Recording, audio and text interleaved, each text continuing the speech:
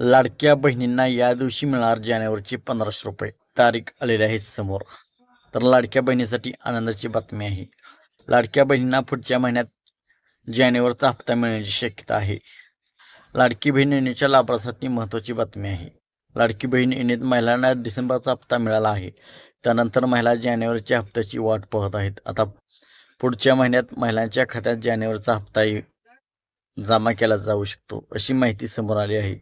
दरम्यान अद्याप याबाबत अधिकृत माहिती समोर आलेली नाही. लाडकी बहीण योजनेत महानगरपालिका निवडणुकीआधी महिलांच्या खात्यात डिसेंबरचा हप्ता जमा केला आहे.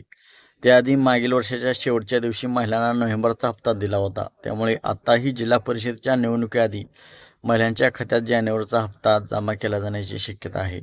जिल्हा परिषद निवडणुका 5 फेब्रुवारी रोजी होणार आहेत. 5 फेब्रुवारी आधी महिलांच्या खात्यात जानेवारीचा हप्ता जमा होण्याची शक्यता वर्तवली जात आहे. दरम्यान जानेवारीतच महिलांना 3000 रुपये येणार असल्याचे बोलले जात होते. मात्र काँग्रेसने याविरोधात निवडणूक आयोगाला पत्र दिले होते. याबाबत अग्रिम पैसे देऊ शकत नाही असं निवडणूक आयोगाने सांगितलं होतं. त्यानंतर एकच हप्ता दिला होता. आता पुढच्या महिन्यात जानेवारीचा हप्ता जमा केला जाईल.